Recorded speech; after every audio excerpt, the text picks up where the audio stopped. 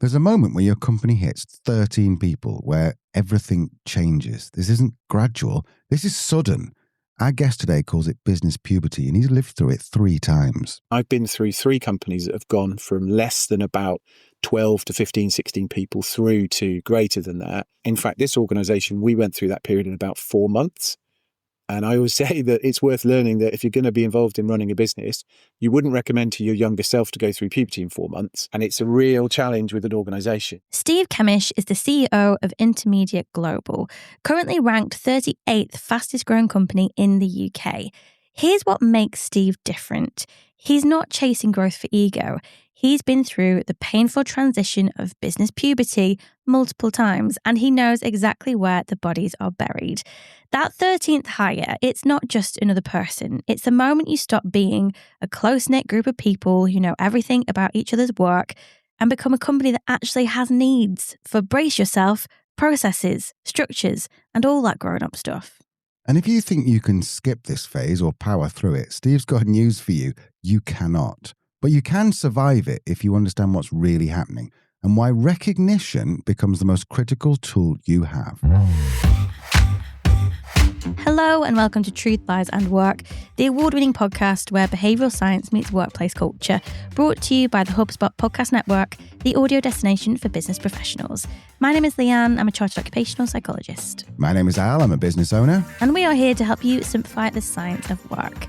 If you are running a company somewhere between 10 and 50 people, today's episode might be the most important one you listen to this year, because there's a specific moment around that 13th to 15th employee where companies either figure it out or fall apart. And here's where it connects to something even more critical: recognition. Because when your company hits puberty, the old ways of showing appreciation, well, they stop working. What motivated your first 12 people won't motivate your next 25. So after this break, Steve's going to walk us through exactly what happens at each growth stage, why recognition becomes your secret weapon, and how to avoid the ego traps that killed his first attempt at this. So don't go anywhere. Steve Kemish, I am the CEO of an organisation called Intermediate Global, or IMG for shorthand. We're a marketing services agency based in the UK, but we work pretty much, as the name suggests, globally. We work with a whole range of organisations, normally fixing, Al's probably the best way to put it, the messy cable drawer of life. If you were to describe that, if you're interested in anything to do with marketing, when modern marketing is technology, data, process, content, all sorts of stuff, if that's all a bit of a mess, we tend to reorganise that messy cable drawer for lots of different organisations. Just to give people an idea of the fact that you do know what you're talking about, I believe you've just been named as one of the fastest growing companies on, what was the? 38th fastest growing. So we're a top 40 hit, which Madonna did with Vogue at the same time. She went on to be number 1. I doubt we'll do that. But yeah, if it gives endorsement externally that what we do is relevant and useful to organisations, that's definitely part of it. More importantly, actually, for me, with colleagues, it's not just me. There's about 40 of us that all worry about these things. So it's endorsement to all of those guys as well, that we are relevant, we are useful, we know some stuff that's worth knowing. I sense in the agency world, there's a lot of people who just grow for the sake of growing, acquisitions, mergers, all that kind of thing. What's your thoughts on that? I think I was probably one of them back in the day. So I was client side. My marketing career started in various organizations up until about 2007-8 when I left to become agency and consultative. And so during that second arc, if we'd have been doing this back 2011 now, I think retrospectively, my ego might have said, yeah, well, let's grow. Bigger is better. And I've certainly learned the hard way that just building for the sake of it and saying, oh, I run a company of, and by the way, I've never introduced myself as running a company. I work in marketing. That's as far as I'm concerned it needs to go. I have a job title that's different to others that do it. But back then, you may have felt like, well, you could puff your chest out. I run a company of 50 people. But that is in a service-based industry, which typically marketing is, that is a really tough gig. And I think, therefore, if you just do it yourself, in terms of organic growth, that's one thing. M&As is a completely different matter again. And that's a bit like trying to weld families together. I'm sure there are people that are listening that resonate that they've got step siblings, or maybe they've got children that are stepchildren. They don't always necessarily get on just because you shove them in the same house together.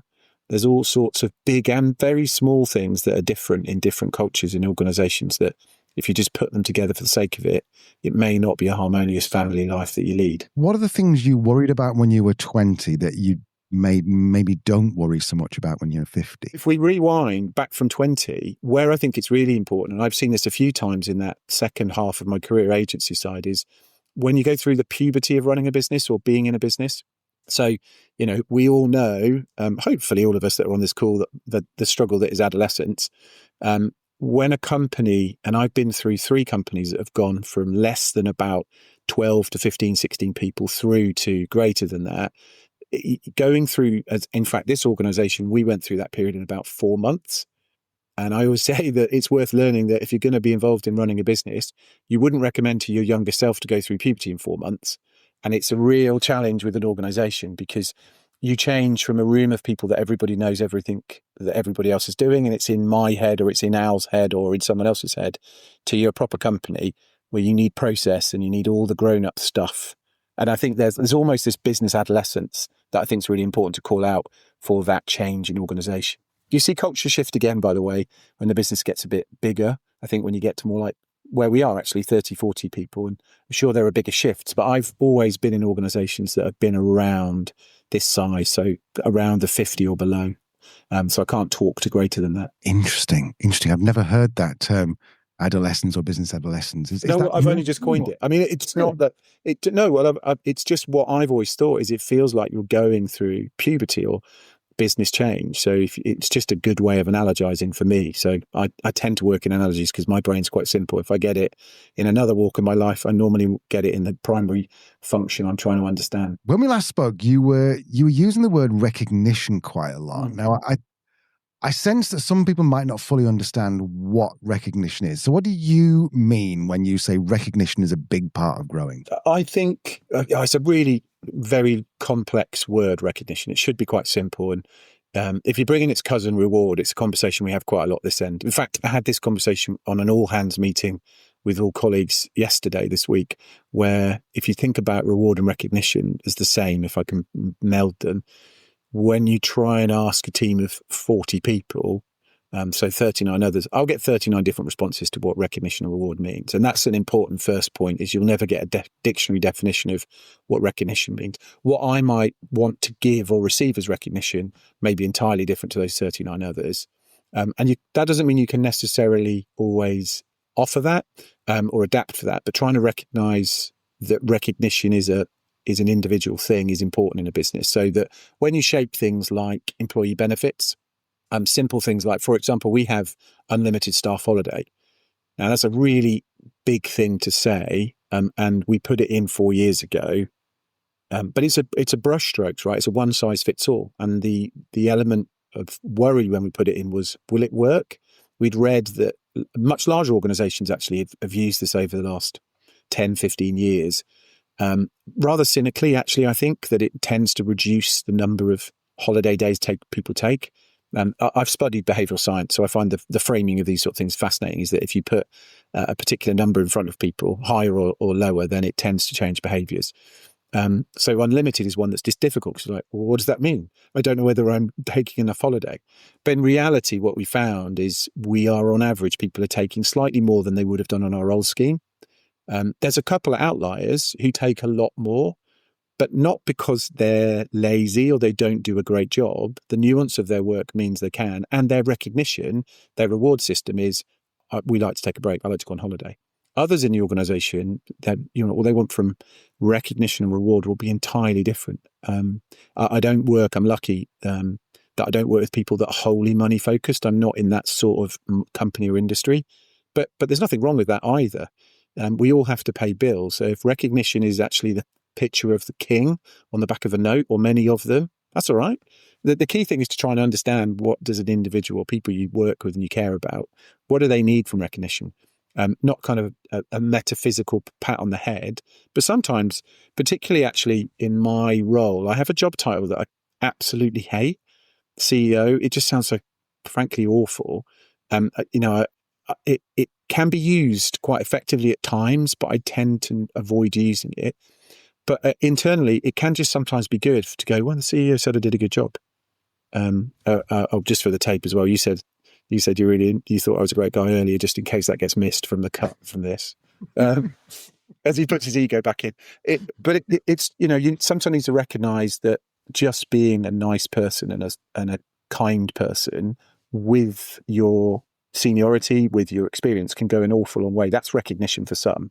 But others, actually it needs to link to something tangible. Well, this is perfect segue. Because you said if you ask 40 people what recognition means, you'll get 40 different answers.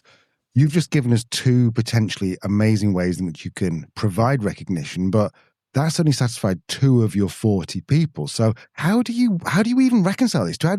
How do you work out what you're going to do to recognize people? Well, you need to spend time with them first. So when we, as I mentioned earlier, we forged 3 businesses together about 5 years ago.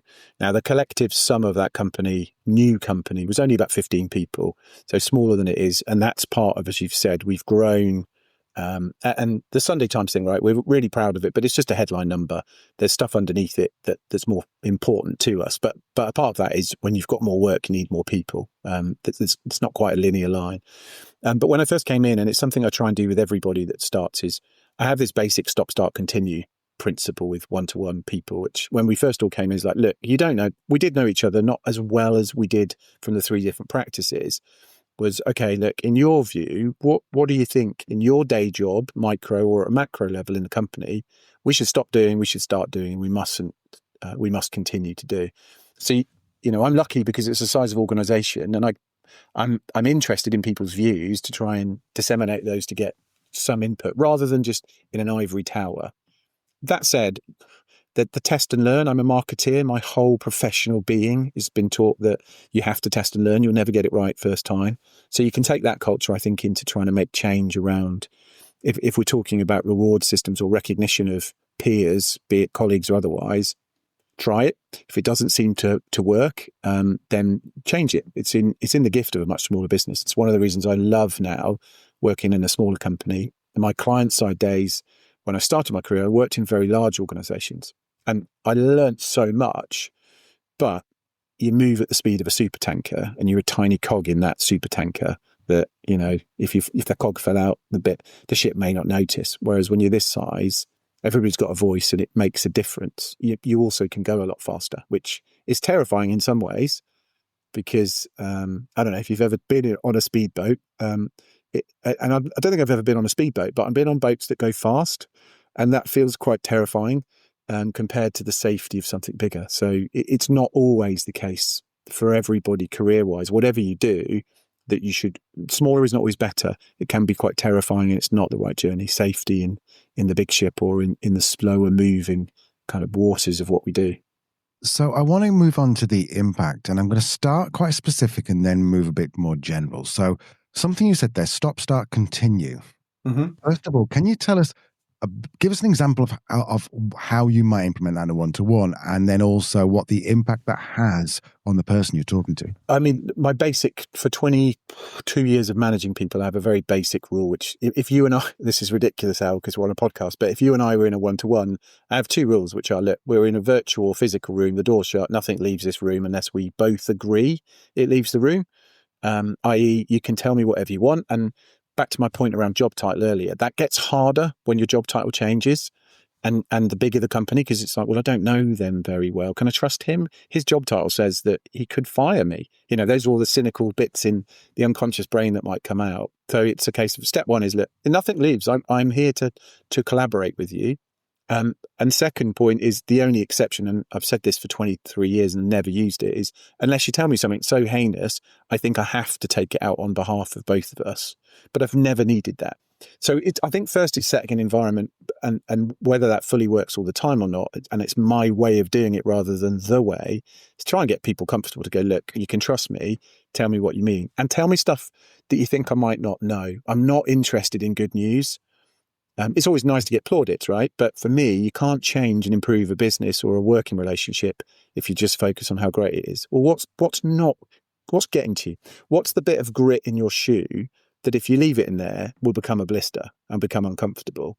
And therefore, what you tend to get, the really interesting stuff are quite small minutiae that get quite big change. The 1% change from somebody saying, do you know what, I wish we didn't do these meetings. Well, why are we doing them? Don't know. We always have. And that, that legacy of, well, somebody set it up once and we just do it. Humans form habits quite quickly. That can be quite important to somebody. Or my desk, I could do with this thing. And I won't give you specific examples because I wouldn't want to embarrass anybody, but they're often quite small requests that feel like they're a big thing to ask for. It's like, oh, great. Yeah, we can do that. We can make immediate change. Good. Yeah, absolutely. And then it becomes a bit viral because everyone else goes, well, yeah, that would be useful to me as well. And then suddenly one person's confidence to go, no, this could be better if we started doing this or stopped doing that. You've got a whole complete business change without really much effort. And it's not come from on top. It's come from, you're not dictating, we will now do this. You're just listening to what people want and trying your best to give it to them where you can. So for someone who's not doing this, they might think, oh, that sounds like a lot of work.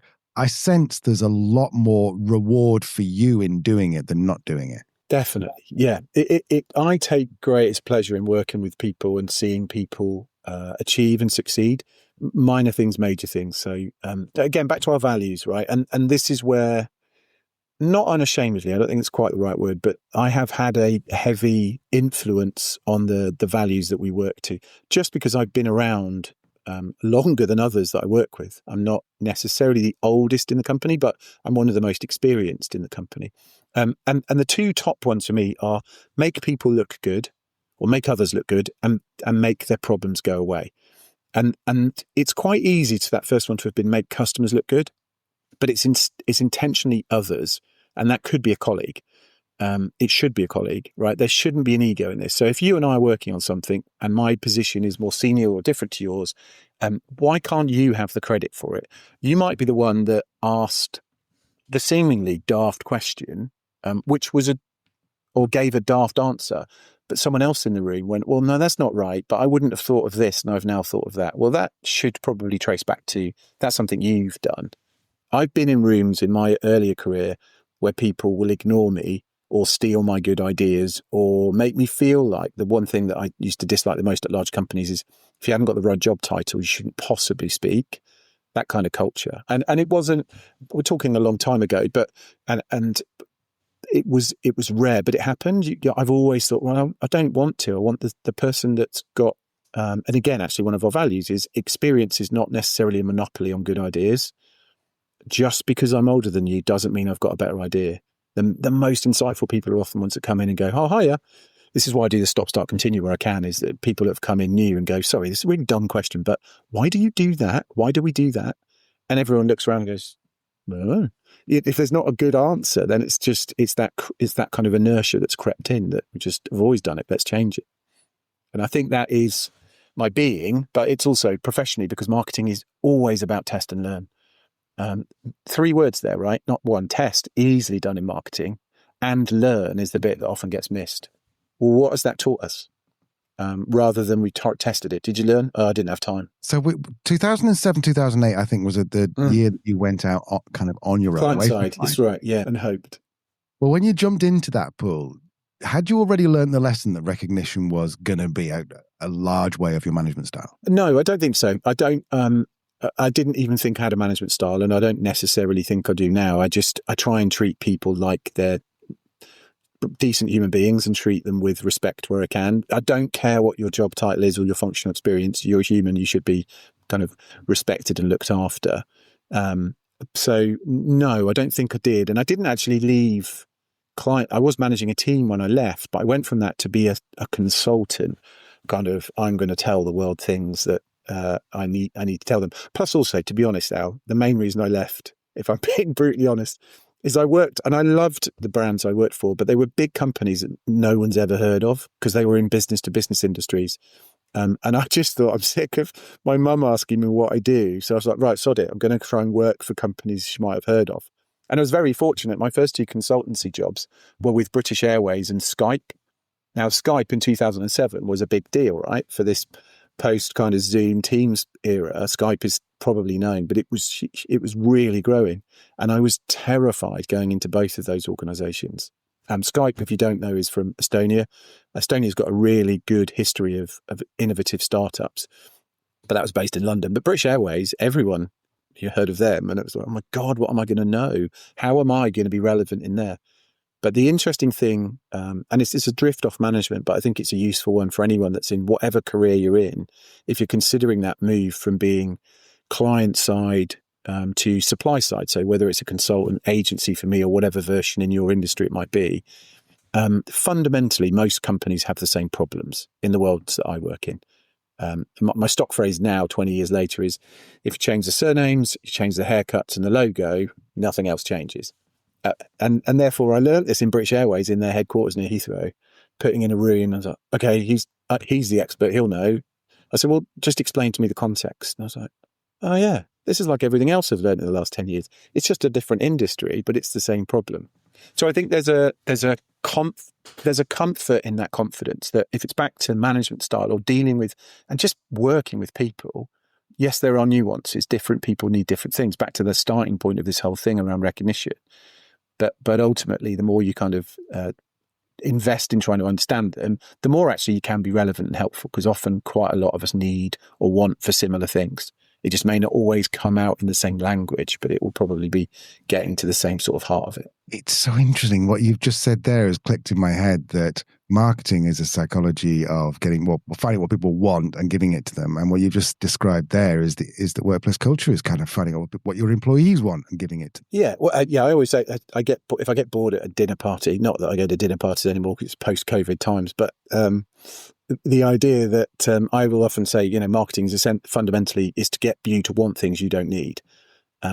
That's at its more cynical core of it, which I don't know, that is a bit too cynical for me. But the idea of actually marketing is very much a behavioural science topic. Hence, as I was saying to you, I think offline, I've studied behavioural economics.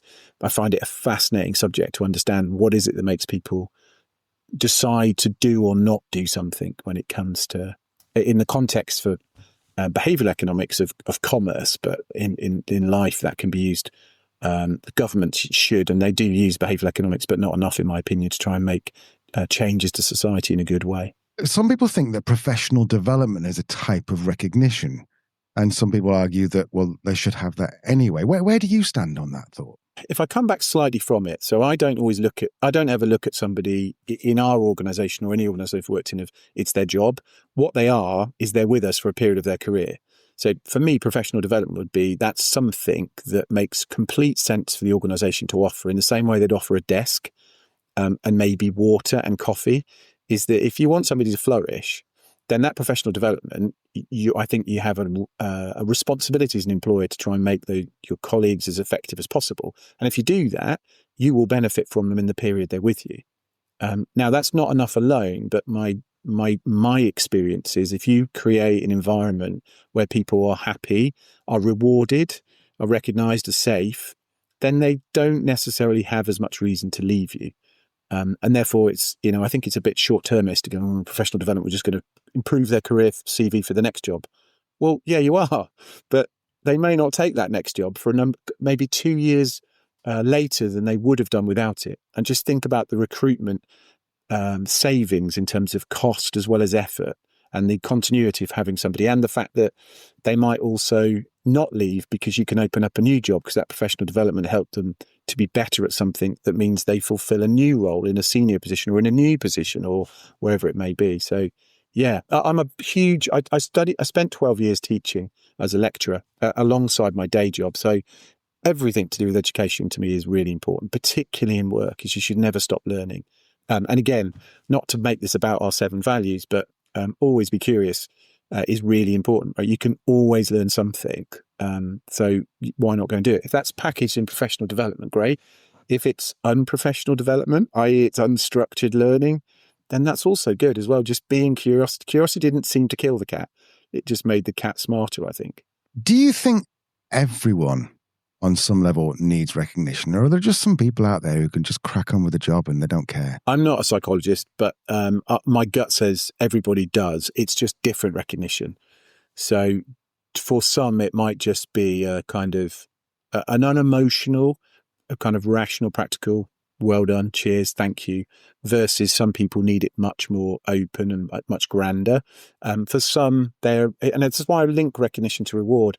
Their reward system. I remember when we worked, when I worked client side in a large department, we were allowed to go home half an hour early on a Friday. It's like we've won the lottery. It was amazing. And not least because I worked on a business park that if you left at the standard time everyone else did, it took you an hour to get off there. So I think there were quite small gestures. But if you've got family, for example, we're pretty flexible this end. That we're lucky, right? We're in an organisation size with people that we don't need to monitor and track. They have a job. They know what their job is. If they can do that whilst also going to pick up or drop off children, or go to sports day or something like that, the important stuff, there's the practical, I've just got to do it. So recognition might be, oh, he's done a great job on that. Look, I know you've got this coming up. Just get out early and do it. Or go out, do that, get back later and pick up the work. The work will be there. We know, we trust that you'll do it. That's a real privilege in our industry, in our company. I know there'll be people listening in that might take jobs where it is much more structured. I used to work in retail when I was much younger. I couldn't just disappear off the shop floor of Clark's Shoes in Oxford whilst I was doing not whilst doing my A-levels on a Saturday for my A-levels. I'd be in trouble. So I get that as well. But I think there is, even within there, the ability to just be a little bit more human with humans to try and support and recognise. It's a long answer, but yeah, everybody's different. I think everybody wants some form of recognition. It will just be different recognition. This is coming back to what you said at the beginning, is that, you get 40 different definitions of recognition based on what they personally want. I apologize for asking this again, but I'm still just trying to get my head around. If you've got 40 people and they all might want different things, where do I even start working out how to motivate each one or recognize each individual? Well, it's not a one-player game again. So, I don't manage 39 people. There's lines of management in there. So there's a collective of, if we can kind of, I was going to say divide and conquer, but that sounds the wrong phrase, but we can just divide and succeed in terms of helping people. I think in an organization of any size, there are benefit systems that are much more progressive these days. So whether it's salary sacrifice schemes, for example, in the UK, which are pretty popular, the ability to say, well, rather than, what's an example? The right to work scheme. Okay, that's been around for a few years, where you get a tax efficient way of buying a bicycle that, arguably speaking, as long as HMRC aren't listening in, people will use for commute, but they also will get benefit outside of work as well. That's just a great scheme. But not everyone wants to ride a bike, where I think you can go a bit further. So if I'd had 39 people and 24 had said, I want a bike, and 15 others I don't want a bike, then a bike scheme is going to be roughly about, 57% successful. Salary sacrifice and benefits, modern benefit schemes allow for flex. We have a system through a company where it's got a collection of different subscriptions. So some of it's for mindfulness apps, for well-being apps, for weight loss apps, for addiction apps, so giving up smoking, or and in the postmodern world, vaping, gym membership, heavily discounted or free. There's quite a smorgasbord of stuff in there. And that's a relatively easy way to solve the problem you've rightly posed, which is you can't necessarily do one size fits all.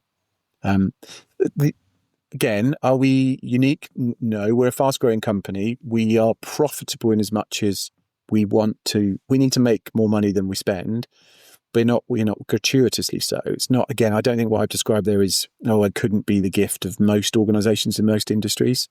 You want to use, if it's such a thing as a Steveism, I always talk to staff about keeping a grip on finances. And I can almost see colleagues go, oh, here we go again. But GRIP stands for growth, reward, investment and protection. So running a small business, this is very important that when you've got excess money, and again, I've just coined this as a way to try and say to people, look, reward's really important, but we also must grow as an organization. We need to grow as individuals. We must invest. And P is for protection. That's making sure we've got a rainy day or a rainy month or a rainy year fund the best we can. So I'm not advocating just go and spend it all on cool perks.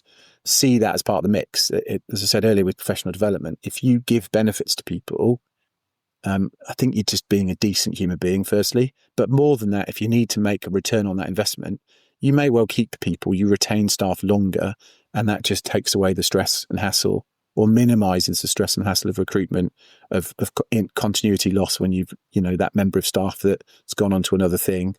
Or indeed, you find you get loyalty in a different way. It doesn't all just become, I want more money, that people are much more grown up and mature about the world, to just stick with you when times are tough. And we don't get me wrong, Al, we've had an amazing 4 years, but we've had tough times through it too. When you're a service-based business as we are, you are constantly fighting have we got enough work? Have we got enough of the right kind of people? And that is an impossible marriage to ever remedy and rectify. It's always going to be a case of you've either got too much work, too few people, or both. So it's not all a bowl of cherries from 38th fastest growing sounds sexy, and we've got a cool little red piece of acrylic somewhere in the office, but there's a lot more underneath it that can be difficult. So I think I'd like to think I'm fairly representative of a business rather than just that's just a glamour business. It is humans are humans. We're dealing with the same sort of challenges as any business would do. Like you said, change the haircuts, change the surnames, and it's the same problem. Change the logos. Yeah, correct. Absolutely agree. I don't mean that glibly, by the way. I think it just gives a confidence to people that if you are thinking, would I know anything outside of my business? Yeah, you probably would in your particular discipline. You'll find quite quickly there's similar patterns. The clue is normally you sit with somebody and go, have you worked in our industry? No, I haven't. Okay, well, our industry is a bit different to other industries. That's normally the tell for me that it won't be different at all. But you honour and humour that and go, okay, well, have you got these challenges? In my world, do you have challenges with sales and marketing, alignment, people getting on in those two functions? Is your data bad? Have you got too much marketing technology, too little time? Is process difficult? Is it hard to get campaigns out the door? Is it hard to measure campaigns? Is attribution the holy grail of what you do? I.e., you spent some money on sales and marketing, but you can't tell what it is that you spent it on that's been effective. Yeah. And again, that's because in pretty much every organization you ever work in, those are the problems relevant to where I come into a business.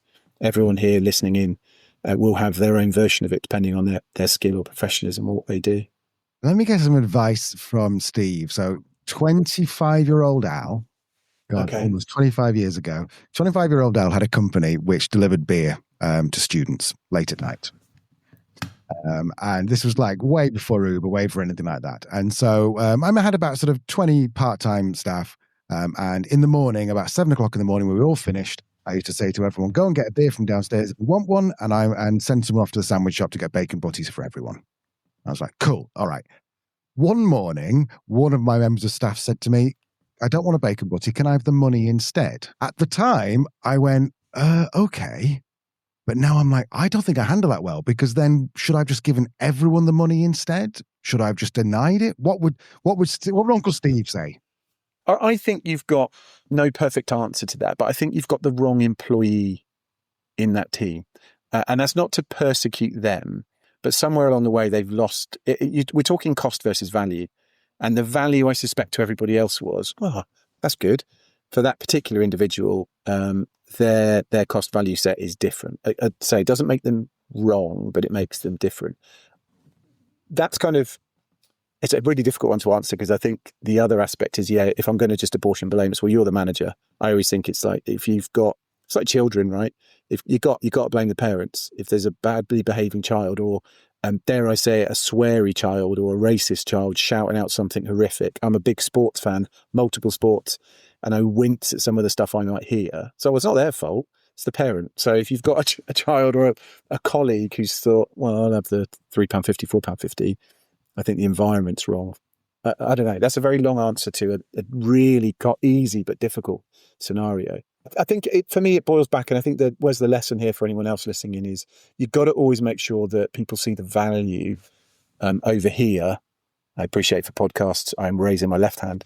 And then you've got to see the cost over there and lower level when it's, in the scales of things. So when actually we are working with clients or pricing things up or anyone's doing that, if you sell on cost, you're in trouble, because you'll get a scenario like that. If you can sell on value of, look, what we've given you is this, and it includes this item, then maybe you've got a chance.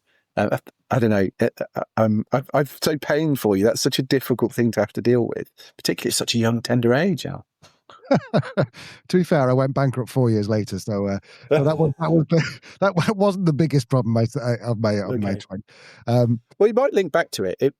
This is a complete segue, but I was thinking about it earlier. We work with a data partner who's really good at predictive models. I mean, they've been very good at this for years, but they can work out when a company is showing signs they're about to go within a kind of 18-month window of going bust, by behaviors. Very weirdly, I was just thinking about this before we did the session today for a different reason, that they've got so much data over millions of companies over decades that it's just repeating patterns, but they'll see patterns in things. So there could be, even if we were to go back and go, that person asking for that thing and your response to that, was that a micro moment that triggered a kind of a period or a pattern? By the way, actually, if I may, just on the patterns, it's the other thing that, back to that, what would I teach my 20-year-old self? And I know that wasn't quite your question, but the conversation I have with colleagues, I've got a number of incredibly smart colleagues, but who are just younger than me. Their passport picture is kinder. And I always say, look, I'm not necessarily smarter than you. I'm just older than you. I've seen more patterns and I've recognized more of them because I've done this a long time.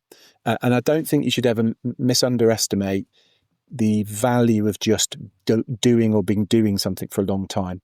So again, back to my slightly glib point around change the surnames and haircuts. Hair names, good combo. That you end up seeing repeat patterns, and not just when it comes to my professional life in terms of marketing, but running a business. When you can smell people problems quite early and go, hold on, we're going to have an early warning sign here, just because you've seen it before. And I think, if I may, the other side of the coin is it resonates more because I will begin with a 5 age-wise, not long time in the next year, that there are an awful lot of incredibly experienced people that I'll put on the sidelines because they begin with a 5 or, 55 and above. The data is shocking in terms of not hiring for roles. So if you're listening into this, if there's one person listening in that's got a startup, got a brilliant idea, you're a bright young thing, it doesn't hurt to have some really bright old things around you as well, because they'll see things that you won't know are things because you just won't have seen them yet. So if I may, and that's not me advocating for anyone particularly, but I think experience can be really valuable from that pattern watching. Sorry, that's a real segue, forgive me. No, because I want to go into that because I like this. In the programming, coding, web development world, they call it a code smell. It's not a bug, but it's the underlying, we're going down a bad road here. So what is, forgive my terminology, but what is a people smell? What's a culture smell? I think it can be very varied. I mean, it will depend on, so you've just given one actually in your last example of that person that went, can I have the money for that's not somebody, for whatever reason, and as I said, blame the parents, the work parents, they're not in that right place. In my world, where I worry is when there's not playing to some of our values, not because they're our values, but our values, as I've said, are baked out of just collectively a lot of experience. So when you've got people that aren't willing to adapt or listen to others in the room, so if we're often collaborating, right? We're working on projects where we're trying to come up with a solution, and if you sense from a senior person, particularly that, and I have had this a couple of times where people that thankfully I no longer work with, but they were just almost disrespectful of anyone that didn't have the same, in one instance, qualification, or in another in terms of just the same lineage as them when it comes to the role. Well, I've done this more. I'm always nervous of a combination of opinion and lack of subject matter experience. In another walk of life, I'm really terrified of stupid, noisy people. And I see that because I love sport and I watch sport, and therefore I might stand or sit or watch sport and the judgment towards the coach or the manager of that particular sporting team. There's a lot of people on the sidelines that know better, but they probably don't. So there's no one tell. I think it's, if I may, almost a spidey sense. Again, it's back to that, and it's probably unconscious, which is why it's not talked about as much. Is I can see a pattern. And again, from a psychology point of view, we drift in and out of sub and unconscious thought. Is that my unconscious thought of the unconscious part of my brain has smelt something. It's become conscious, but I don't understand what it is because it's conscious, and the conscious and the unconscious brain can't talk particularly well together. Therefore, the simple version of that is my spidey sense is tingling. I can't exactly put my finger on it, but something isn't quite right here. And it's because you can't access the bit of your brain that goes, we've got a whole library of these sort of things before, you just can't access it in your unconscious brain. Again, an entirely different segue again, but it's a fascinating part of the human brain that we're constantly taking in everything around us, almost like we're a human Alexa or a Google Assistant. If you think about when you're out and about, having conversations, particularly in large, busy rooms, you and I might be chatting and there's lots of other people in this room talking about things, a networking event or in a pub or a bar, and then you hear your name. Now, you weren't listening to that conversation at all, but you had to have been at an unconscious level. Your brain was scanning almost like an Alexa, listening for its trigger word. And Al is an important word to you. If it was Al Elliott, the alarms would be going off as to there. So you and I are chatting and you weren't giving me the illusion that you were consciously listening to their conversation. It's just happening. So I think we pick up a lot of these signals unconsciously of what's going to be a behavior that, as I said earlier, for a different reason, somebody's got a bit of grit in the shoe or collective shoe. That grit left will be a little bit annoying, but will turn into a blister that becomes really uncomfortable and we can't walk, we can't move.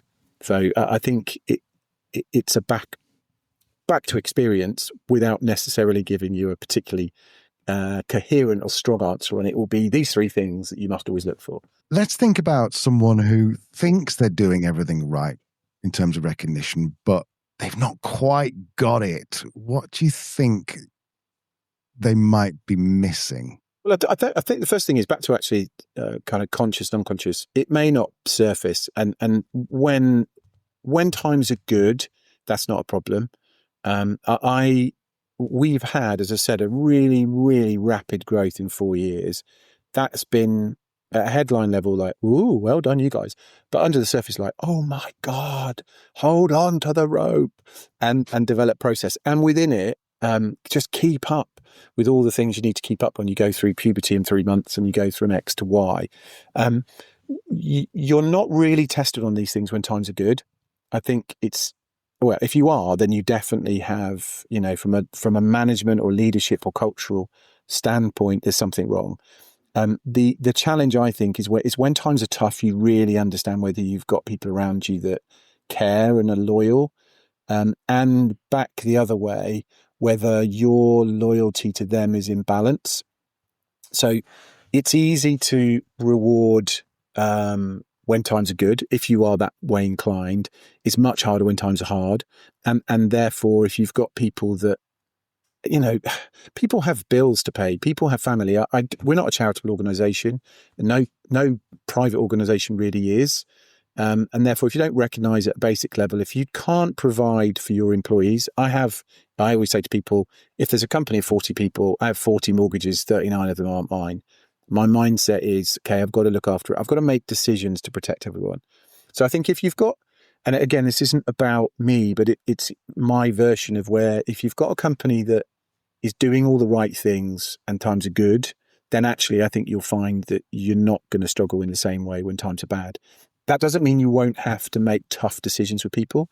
But even then, I think if you've done everything in a respectful, decent way, people understand, people get it. I've been in this situation twice where over my arc of running or owning businesses to have to make redundancies.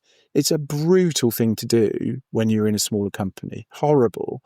Because, and I've suffered redundancy in client side when there's thousands of people and you see 300 names, but they're just names on a telephone call list. When there's 40, 50 people and you have to get rid of some people, it's real people that their families and that. But without question, when you've done it, and I've seen it done and experienced it, when it's done properly, and if you do everything right in terms of for the right reasons, then I think you're less likely to suffer when the times are tough. But that's when it comes out. Times are good, everything's easy. It's when things are tough or hard, or you get a sudden rug pull of a situation, that's when you really see whether you've invested right in your approach to people. I think you're right. I think, was it Patrick Collinson from Stripe? I think they did some redundancy and they did it really nicely a few years ago. I can't remember the exact situation. I mean, it's a really hard one. I can tell you stories of experiencing it not done nicely. I did work for a company once where, again, this was client side, 4,000 employees. And it was a very simple, tomorrow between 8:30 and 9, if you get a phone call, you're being made redundant. If you get a phone call between 9 and 9:30, you're being redeployed. And if you don't get a phone call at 9:30, come in as normal. And it was just, so, okay. So you can imagine the next day, 4,000 people, including me, laying under my duvet, just not everyone under my duvet, Al, not that big a bed, under our own individual duvets or whatever we use for bedding purposes, all just hiding, kind of counting down between 8. That was the longest half an hour in the world. And my phone went at 9:15 because a mate phoned me to say he'd been let go. And it's like, I need a terrifying ringtone, even more terrifying than the clip from the earlier in this conversation. So yeah, if you just, it is such a cliche or a trope, but it can be anything. Just be nice to people. And I think actually it's bankable being nice. Nice is a terrible word. It was a nice walk, but just be a decent human being. Be straight with people, be good to people. And it plays out. We're really fortunate that we have incredible retention and loyalty in our organization. Companies that have stayed with us for a really long time because we're good at what we do and we're good in the way that we try and do it. We're not there to try and make a quick buck or to rip anybody off in or out of the business. And that plays out in retention. That makes life way easier in a small business because new business is so difficult. Anyone listening in, if you're not hit by about 10 people trying to sell you lead generation services via LinkedIn every hour, then why aren't you? And if you are, why are they doing that? Because it's such a difficult thing to do to get new business in whatever industry you're in. So therefore, keep who you've got close. It's much, much better for you. So we've talked a lot about how you give the 39 other people, and I'm rounding up to 40, but the 39 other people in IMG, you've given them the recognition. What about yourself? How about the people at the top? How are you getting recognition? Well, we're all part of the same team, right? So from a point of view of the schemes that we have, we try and make them universal. I work to this principle of operation fairness. You can't always be equal with everybody, but you can be fair to everybody. So there will be different kind of elements of reward that we have to have for slightly different roles. I take the greatest pride in, there's two things for me that are really important. Working with people that I enjoy working with. That's massive. I have to pay my bills as well. And as I said, I put it as a side point. I have bills to pay. Everybody has a life to lead. And I think, therefore, if you can balance the two, that you're doing a job that you enjoy with people you really enjoy doing it with. Maybe we've got time to talk about Dylan's in a minute, which is our kind of internal language for people and organizations we just don't want to work with. Then if you can balance the fact that you can pay for your life and you enjoy your work at the same time, then I think that's win. That's massive for me. I'm really fortunate. Since 2007, it's why I left mainly, not just to work with companies my mum had heard of, more because I had that Sunday evening thing. Oh, God, it's Monday tomorrow. I haven't had that since then. I've been really fortunate that I've really enjoyed what I've done, and I've done it and enjoyed it because I've done it with people that I just think are brilliant, enjoyable, rewarding, good people to spend time with. And that goes further than just employees. As I said, Dylan's just a kind of catch-all for us in the organisation that says, if it's somebody that smells like they might be difficult as an individual, and companies don't really, this is a funny statement, but companies don't really exist. Companies are just collections of people. And there's big collections of people, big companies and smaller ones. And so therefore the idea that, I don't want to work with that company, they've got a bad culture. It's not the company, it's people. And therefore we do all we can. And this plays back to the ego point out. It's probably quite a nice circle to end on is, when I was previously in an agency, we went from 3 to 50 people in about 3 or 4 years. So similar-ish to today. I thought it was a big deal. But really what that meant is we built a payroll and a hungry machine that we had to feed every month with jobs. And that meant we made decisions to say yes to people that we knew in our heart of hearts, like, oh, they're going to be a nightmare. They're going to be difficult. They're going to be hard. And those are Dylan's. We try really hard now to go, no, actually, for everybody's satisfaction, my own personal, but for everyone collectively, let's not spend our time with people working with or for or around people that are not nice people, that don't play in the way that our values say. And then actually that for me goes a long way because you've got good retention, you're working with people you like and they like you. You've got good staff retention because you've got people in an environment that enjoy that, because that's a real luxury to have where you're working with people and You're not being hit and beaten down by the man all the time.